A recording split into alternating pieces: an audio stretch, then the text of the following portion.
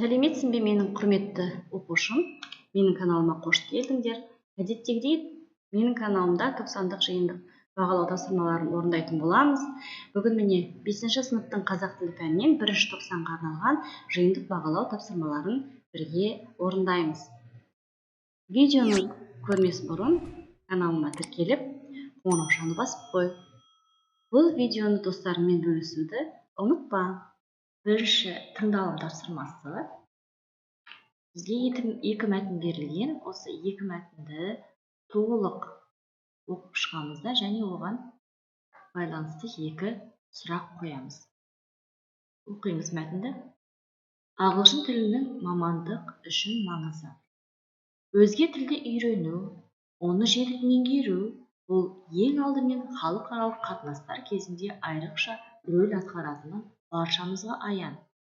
Елбасымыз Нұрсұлтан Әбішұлы Назарбаев әрбір қазақстандық үшін тілді жетік меңгеру керек. 2020 жылға дейін ағылшын тілін білетін тұрғындар саны біршама көбеюі керек деп айтқан еді. Тіл үйренудің ешқандай зияны жоқ, керісінше пайдасы шаң теңіз. Туған тіліңді білуге тиісті емессің, міндеттісің дер едім. Ал басқа мемлекеттің алдында өз еліңнің дәрежесін биік екенін мойындату үшін жеті тілді жетік меңгеру артық етпейді. Мекемесіндегі сұрақ қарастырып қойдым. Яғни бірінші мәтіннің басты идеясын, мәтінде көтерілген басты мәселені анықтаймыз. Мәтінде тіл мәселесі көтерілген, әсіресе ағылшын тілін меңгеру, шет тілін меңгерудің маңызы айтылады. Енді мен сұрақ дайындадым. Ағылшын тілінің мамандық үшін маңызы қандай? Екінші сұрақ. Тұңғыш президентіміз Нұрсұлтан Әбішұлы Назарбаев үш тілді жетік меңгеру туралы не айтты? Бірінші мәтін бойынша екі сұрағымыз дайын. Келесі. Екінші мәтінді оқып шығайық. Көп тіл білгеннің пайдасы.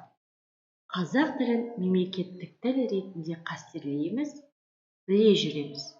Орыс тілін қатынас тілі ретінде қолданамыз, есте сақтаймыз.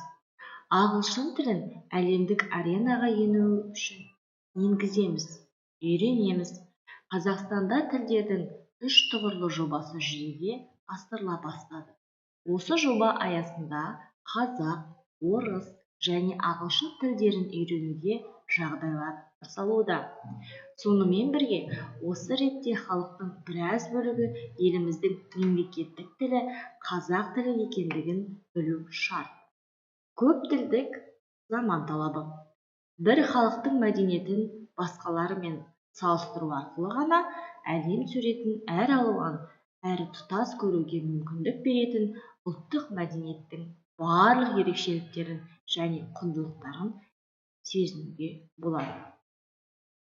Бұл мәтіннің де негізгі мәселесі көп тілді меңгеру, көп тілді меңгерудің ұлттардың мәдениетін, әлемнің мәдениетін танудағы маңызы, ұлттық мәдениеттің ерекшеліктерін, құндылықтарын сезіну үшін, басқа әлемдік халықтың мемлекеттік мәдениеттерімен салыстыру үшін осы көп тілді білудің маңызы орасан зор екенін айтып өтеді. Енді сұрақты оқимын. Бірінші сұрақ. Елімізде тілді меңгеруге байланысты қандай жоба жүзеге асырылуда? Екінші сұрақ. Әлемді тануда тіл үйренудің маңызы қандай? Сонымен бірінші тапсырма бойынша біз әр мәтінге екі сұрақтан құрастырдық. Келесі екінші тапсырманы көрейік. Оқым тапсырмасы. Берілген үзінділерді оқып, сұрақтарға жауап бер. Бірінші оқып шығамыз. Құралай Заманбекқызы Нұрқадірова қазақстандық дизайнер, суретші, стилист. Құралай сән үйінің басшысы, Қазақстан Республикасының ұлттық сән палатасының атқарушы директоры. Оқушы кезінен ақ достарымның арасында көшбасшы болуға тырысатынмын. Сыныпта болған мәселелерді шешіп, балалар арасындағы достыққа көп көңіл бөлетінмін. Алғашқы қоңырау, соңғы қоңырау сияқты кез келген іс-шараға үнемі қатысатынмын.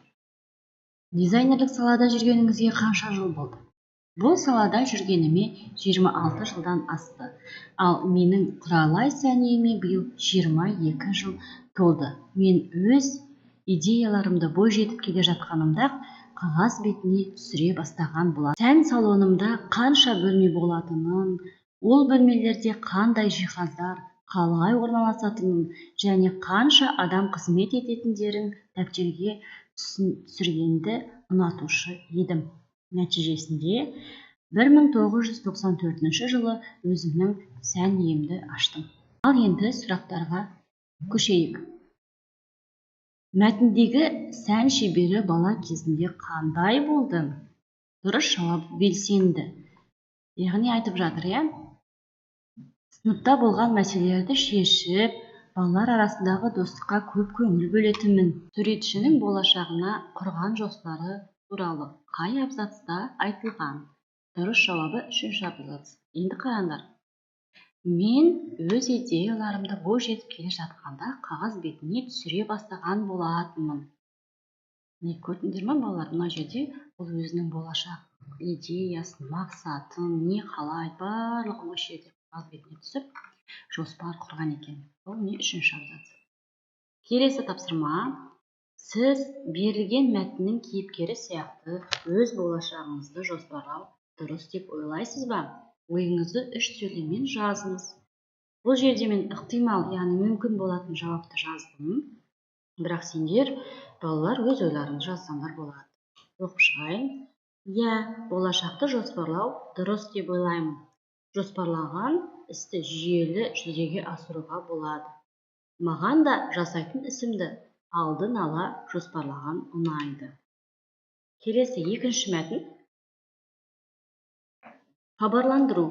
2016 жылдың 14 мамырында отбасы дәстүрін, өнегелі құндылықтарды жаңғырту мақсатында мерейлі отбасы атты байқау өтеді.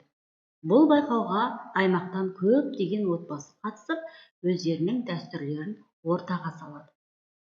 Сіздерді де конкурсқа қатысуға шақырамыз. Ұйымдастырушы Оңтүстік Қазақстан әкімдігі, білім басқармасы. Өтетін орны Оңтүстік Қазақстан облысы, Шымкент қаласы, Нұрсәт Мөлтеке ауданы, Астана даңғылы, нөмір 6 мекенжайында орналасқан Шанин атындағы Оңтүстік Қазақстан облыстық қазақ драма театры. Мемлекеттік коммуналдық қазыналық кәсіпорынның ғимараты.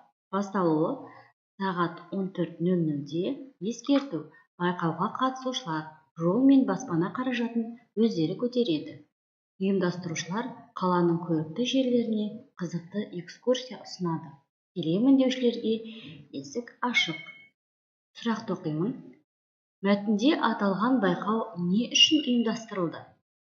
Дұрыс жауабы С. Жанұяның әдет-ғұрпын, яғни отбасылық әдет-ғұрп үлгі мұраны жалғастыру үшін.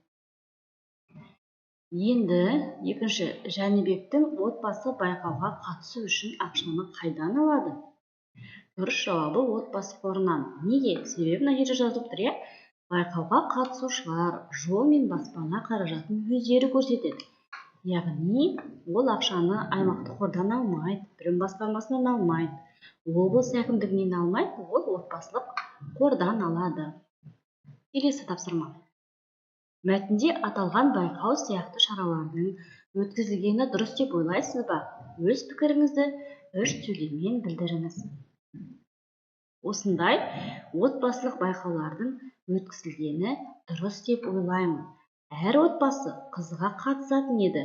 Бұл отбасы құндылығын, дәстүрімізді сақтауға да септігін тигізер еді.